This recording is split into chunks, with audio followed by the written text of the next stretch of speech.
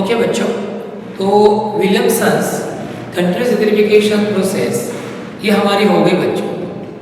अब हम इथर्स की हमारे सिलेबस की लास्ट मेथड ऑफ प्रिपरेशन देखने जा रहे हैं और बहुत सिंपल मेथड है, यानी आप खुश हो जाएंगे कि इतनी सिंपल रिएक्शन है। चलो बहुत अच्छी बात है। और इस रिएक्शन पर कोई भी क्वेश्चन आ गया तो आपको उसका आंसर आज आ ही जाएगा। तो ये मेथड है reaction number 3, method of preparation of ether number 3 from alcohols and diazomethane. मतलब इस रिएक्शन में बच्चों हम अल्कोहल्स और डायज़ोमीथेन से ईथर तैयार करने वाले हैं। अब अल्कोहल तो बच्चों आपको मालूम है। रही बात डायज़ोमीथेन की, तो डायज़ोमीथेन का क्या फार्मूला है? डायज़ोमीथेन का फार्मूला है CH2 and डायज़ोमीथेन का क्या फार्मूला है बच्चों? CH2 and इसका मॉलिक्यूलर फार्मूला भी मालूम रहा तो चलता है, स्ट्रक्चर फार्मूला आपको मालूम होना चाहिए, कोई जरूरी बात नहीं। ओके, तो let us prepare ethers from alcohols and diazomethane. Reaction कैसे? The general formula of monohydric alcohol is R single bond OH where R may be any alkyl radical। इस अल्कोहल को हम रिएक्ट करते हैं इस डायज़ोमीथेन के साथ इन प्रेजेंस ऑफ HbF4 कैटालिस्ट। बच्चों HbF4 कैटालिस्ट का क्या नाम है? HbF4 कैटालिस्ट का इसका नाम है फ्लोरोबोरिक एसिड। इसका नाम क्या है? Fluoroboric acid and it acts as a catalyst for this reaction. जब हम मोनोहाइड्रिक अल्कोहल और डायज़ोमीथेन को HbF4 एसिड कैटालिस्ट के प्रेजेंस में रिएक्ट करते हैं तो क्या होता है? ऐसा लगता है जैसे मानो कि OH बॉन्ड अल्कोहल का ब्रेक होता है, उधर मिथिलीन ग्रुप, CH2 ग्रुप और N2 ग्रुप इनके बीच में कभी बॉन्ड ब्रेक होता है और CH2 और H कंबाइन होकर क्या बनाते हैं बच्चों? CH3। क्या बनाते हैं? CH3 group. और फिर ये CH3 ग्रुप इस RO ग्रुप को क्या होता है? रही बात ये N2 ग्रुप की, तो ये N2 ग्रुप जो है it is evolved as N2 gas. It is evolved as N2 gas. अब बच्चों इस रिएक्शन में देखो, इस रिएक्शन में आपको जो भी ईथर मिलेगा वो हमेशा ऐसे ही मिलेगा, ROCH3। दो में से एक अल्किल ग्रुप बच्चों हमेशा क्या रहेगा? CH3 ग्रुप रहेगा, मिथिल ग्रुप रहेगा। ऐसे जो ईथर्स है कि जिनमें दो में से एक अल्किल ग्रुप हमेशा मिथिल ग्रुप CH ग्रुप रहता है, ऐसे ईथर्स को हम बोलते हैं मिथिल ईथर्स। ऐसे ईथर्स को हम क्या बोलते हैं? Mithil ethers. So remember, Mithil ethers can be prepared by reacting monohydrate alcohols with diazomethane in HbF4 acid catalyst. In this reaction, the ethers obtained contain at least one methyl group in their molecules. Such ethers are called as methyl ethers. In this reaction, N2 gas is obtained as a side. अब हम अलग-अलग alcohols को लेंगे और इनको अलग-अलग alcohols को अब हम डायज़ोमीथेन के साथ रिएक्ट करेंगे HbF4 के प्रेजेंस में, तो हमें अलग-अलग ईथर मिलेंगे। जैसे मिथिल अल्कोहल और डायज़ोमीथेन क्या दे रहे मुझे? Dimethyl ether. Remember, dimethyl ether can be prepared by reacting Mithil alcohol with a diazomethane in presence of HbF4 catalyst. उसके बाद समझ लो मैंने यहाँ पे ये लिया C2H5 ग्रुप लिया, इथिल अल्कोहल लिया, इथिल अल्कोहल डायज़ोमीथेन के साथ रिएक्ट हो गया, तो मुझे क्या मिलेगा बच्चों? Ethyl methyl ether. So ethyl methyl ether can be prepared by reacting ethyl alcohol with a diazomethane in presence of HbF4 catalyst. यदि आप समझ लो यहाँ पे एन प्रोपिल अल्कोहल लेते हैं बच्चों, क्या लेते हैं आप यहाँ पे एन प्रोपिल अल्कोहल लेते हैं, तो आपको यहाँ पे कौन सा अल्कोहल मिलेगा? आपको यहाँ पे ये अल्कोहल मिलेगा मीथिल एन प्रोपिल ईथर। तो मिथिल अल्कोहल प्लस डायज़ोमीथेन आपको डायमिथिल ईथर देगा, इथिल अल्कोहल प्लस डायज़ोमीथेन आपको इथिल मिथिल ईथर देगा, और लास्ट एन प्रोपिल अल्कोहल और डायज़ोमीथेन HBF4 के प्रेजेंस में आपको क्या देगा? Methyl n propyl ether. बच्चों ऐसे जो ईथर्स होते हैं कि जिनमें दो में से एक अल्किल ग्रुप हमेशा CH3 ग्रुप होता है, मिथिल ग्रुप होता है, ऐसे ईथर्स को हम बोलते हैं मिथिल ईथर्स। इस रिएक्शन में साइड प्रोडक्ट है N2 गैस। जैसे N2 गैस फॉर्म होता है बच्चों, वैसे वो एटमॉस्फेयर में चला जाता है। इससे फायदा ये है कि N2 गैस चले जाने के कारण इस N2 गैस को ईथर से सेपरेट करने का काम हमें करना ही नहीं पड़ता, because being a gas, N2 gas readily gets escape in the atmosphere. So this method does not require separation of side product N2 gas from ether. So we get methyl ether in a very pure way. So this reaction is the best method for the preparation of methyl ethers. लेकिन जैसे इस reaction की अच्छाई है कि Mithil ethers के लिए reaction बहुत अच्छी है, वैसे इस रिएक्शन का लिमिटेशन बच्चों ये है, लिमिटेशन ये है कि we can not prepare other ethers. जिन रिएक्शन में एक भी CH3 ग्रुप नहीं, जो ईथर मिथिल ईथर नहीं, जिनमें CH3 ग्रुप नहीं, ऐसे ईथर्स हम इस रिएक्शन से तैयार नहीं कर सकते। जैसे फॉर एग्जांपल C2H2 इसमें एक भी CH3 ग्रुप नहीं, ये मिथिल ईथर नहीं, ये डायथिल ईथर इस रिएक्शन से तैयार होगा। या फिर ये लीजिए last ethyl n propyl ether, ये भी हम इस रिएक्शन से तैयार नहीं कर सकते। Finally we can say like this कि monohydric alcohols on reacting with diazomethane in presence of HBF4 catalyst give corresponding methyl ethers along with the evolution of N2 gas. This reaction is good for methyl ethers, but the ethers which do not contain any CH3 group, means the ethers which are not methyl ethers, such ethers like diethyl ether, ethyl and propyl ether, they cannot be prepared by this method. इस तरह जो third method of preparation of ethers थी, preparation of ethers from alcohols and diazomethane, तो ये हमारी हो गई। तो ये तीनों मेथड्स ऑफ प्रिपरेशन आप लोग अच्छे से तैयार करके रखो, और जब आपको कॉन्फिडेंस लगे कि ये मेरी मेथड्स बहुत अच्छे से हो गए, फिर उसके बाद आप MCQ सॉल्व करने की प्रैक्टिस करो। कुछ डाउट्स आए तो मुझे पूछो। चलो अब हम एक छोटे से टॉपिक की तरफ जाते हैं, और ये छोटा सा टॉपिक है physical properties of ether. NEET exam, JEE exam में इन पर भी क्वेश्चंस पूछे जाते हैं, तो एक एक देखते। सबसे पहले नंबर 1 स्टेट। तो पहले जो स्मॉलेस्ट ईथर्स है, डायमिथिल ईथर और इथिल मिथिल ईथर, ये दो ईथर्स बच्चों रूम टेम्परेचर पर क्या होते हैं? Gaseous state.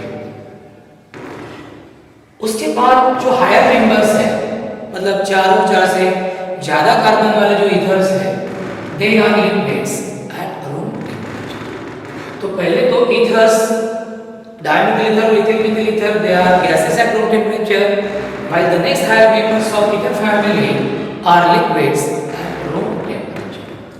अब चलो जाते हैं ज्योमेट्री ऑफ ईथर मॉलिक्यूल्स की तरफ। बच्चों जब हमने ईथर मॉलिक्यूल्स के ज्योमेट्री के बारे में स्टडी किया तो हमने क्या देखा? हमने देखा कि ईथर मॉलिक्यूल में जो CO-C बॉन्ड एंगल होता है वो 110 डिग्रीज का होता है। 110 डिग्रीज। एक्चुअली इसमें ऑक्सीजन जो है, इस ऑक्सीजन की हाइब्रिडाइजेशन स्टेट क्या होती है? sp3 hybridisation state. फिर बच्चों हमें लगता है कि सर मीथेन में तो कार्बन की हार्डर स्टेट CH4 मॉलिक्यूल में कार्बन की हार्डर स्टेट तो क्या थी, sp3। वहां पे बॉन्ड एंगल कितना था, 109 डिग्रीज 28 मिनट्स था। यहाँ पे ज्यादा है, यहाँ पे इसलिए ज्यादा है कि ऑक्सीजन पर दो ये लोन पेयर्स तो है, लेकिन ऑक्सीजन को ये दो बल्कि अल्किल ग्रुप्स ईथर में अटैच रहते हैं। और ये दो बल्कि अल्किल ग्रुप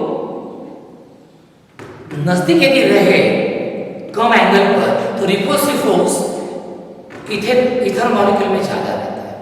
तो ये रिपल्सिव फोर्स कम करने के लिए, ये रिपल्सिव फोर्स कम करने के लिए इस COC बॉन्ड एंगल थोड़ा बढ़ जाता है और वो है 110 डिग्री। अर्थात ये हमने एवरेज COC बॉन्ड एंगल बताया। हर एक ईथर के लिए ये COC बॉन्ड एंगल थोड़ा थोड़ा अलग रहेगा। जैसे यहाँ पे अल्किल ग्रुप की साइज बढ़ते जाएंगे, ये एंगल भी थोड़ा थोड़ा बढ़ता जाएगा। लेकिन ओवरऑल ऑन एन एवरेज हम बताते हैं कि ईथर मॉलिक्यूल में COC बॉन्ड एंगल कितने डिग्री का होता है, 110 डिग्री। 110 डिग्री।